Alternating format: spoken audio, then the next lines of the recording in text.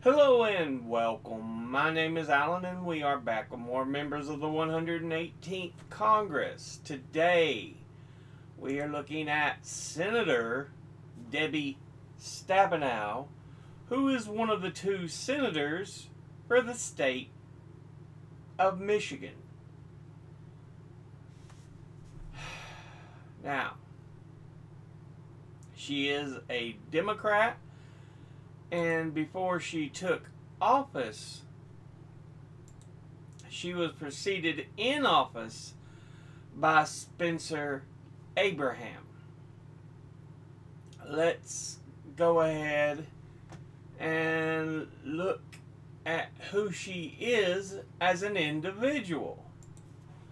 She was born in Gladwin, Michigan on April the 29th, 1950.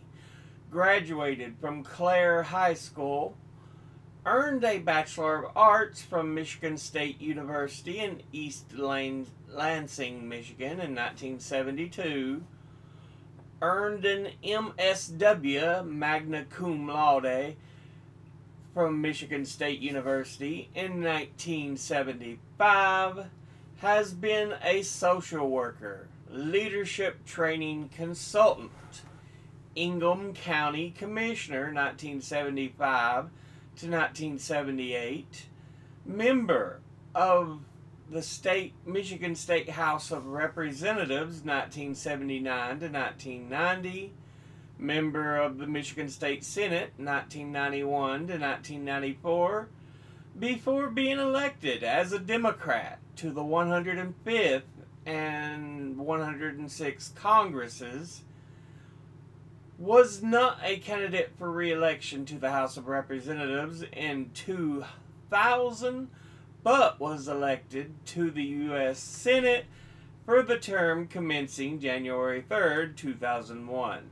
Re-elected in 2006, 2012, and again in 2018 for the term ending January 3rd, 2025.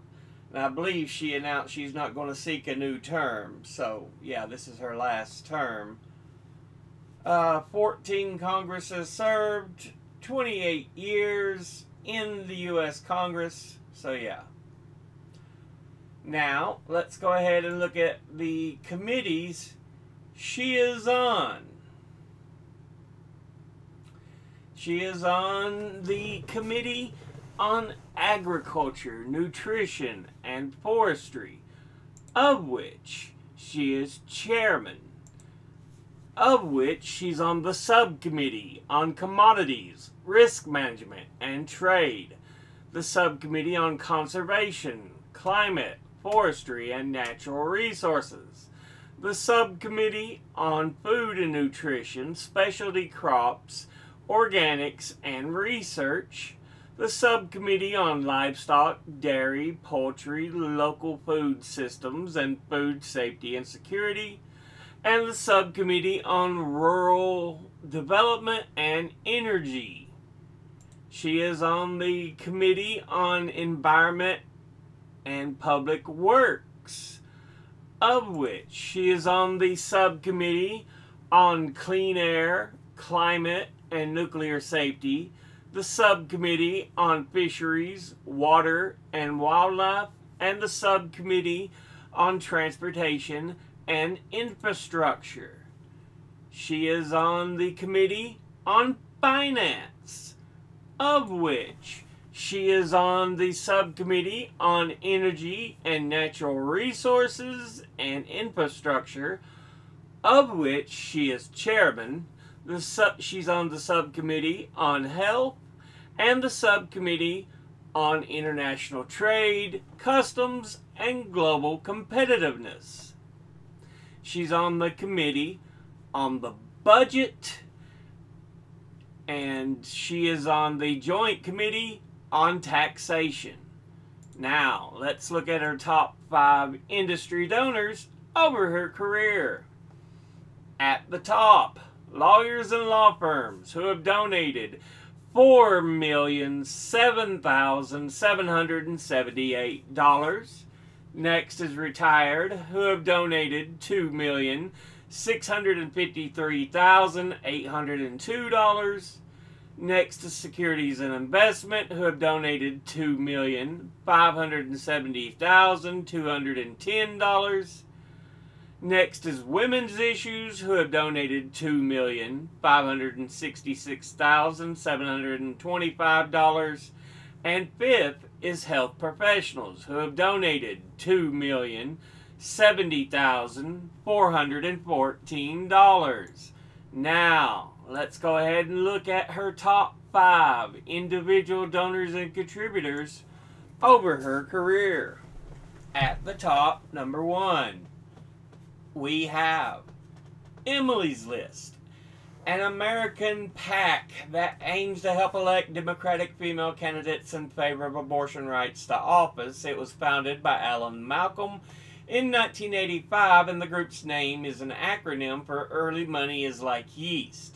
Malcolm commented that it makes the dough rise. This saying refers to a convention of political fundraising that receiving many donations early in a race helps attract subsequent donors. Emily's List bundles donations to the campaigns of Democratic women in favor of abortion rights running in targeted races. Altogether, they have donated $1,107,569. And once again, that's Emily's List. Next, at number 2, we have the University of Michigan, and it is a public research university in Ann Arbor, Michigan that was founded in 1817 and is the oldest institution of higher education in the state of Michigan. The University of Michigan is one of the earliest American research universities and is a founding member of the Association of American Universities. In the fall of 2023, the university enrolled over 52,000 students. Altogether, it has donated $344,390, and once again, that's the University of Michigan. Next, at number 3, we have Blue Cross Blue Shield.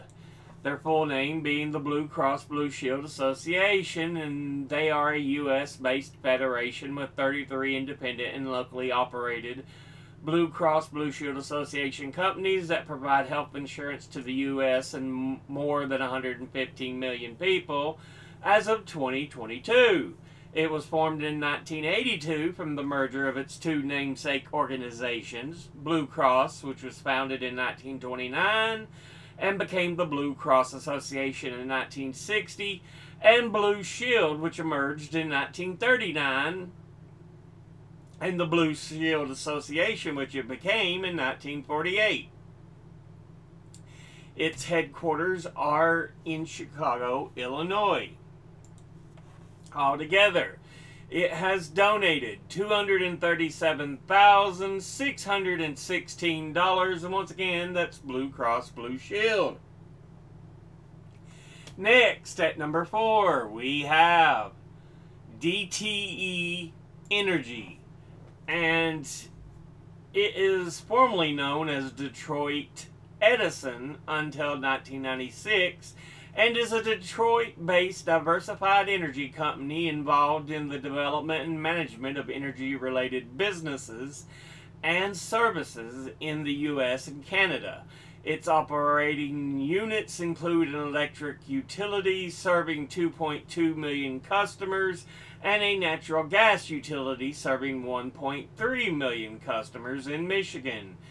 It is a national and international corporation whose portfolio includes non-utility energy businesses focused on power and industrial projects, energy marketing, and trading. As of 2022, 54.16% of DTE's electricity was generated from coal, 18.16% from nuclear, 14.22% from natural gas, and 13.11% from renewable energy, including wind, solar, and hydroelectric. Altogether, it has donated $201,054, and once again, that's DTE Energy. Finally, in fifth, we have Henry Ford Health System, and it is an integrated not-for-profit healthcare organization in the Metro Detroit area. The corporate office is in Midtown Detroit, Michigan. Henry Ford established the health system in 1915 and is currently run by a 15-member board of directors. Henry Ford Health also owns the health insurance company Health Alliance Plan. On March the 22nd, 2022, Henry Ford Health announced that they would be changing their name from Henry Ford Health System, dropping the word system from their name in order to put greater emphasis on the word health in their name.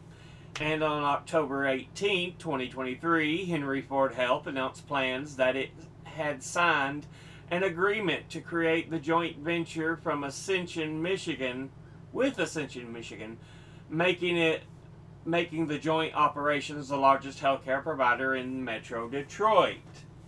Altogether, it has donated $189,192, and once again, that's Henry Ford Health System. Now let's go ahead and look at the donors at a glance. Industry-wise, lawyers and law firms, retired, absolutely wonderful. Securities and investment, ooh. Women's issues, great, wonderful. Health professionals, okay. Individually, Emily's List, great. University of Michigan, absolutely wonderful. Blue Cross Blue Shield, ooh. DTE Energy, okay. Henry Ford Health System, okay.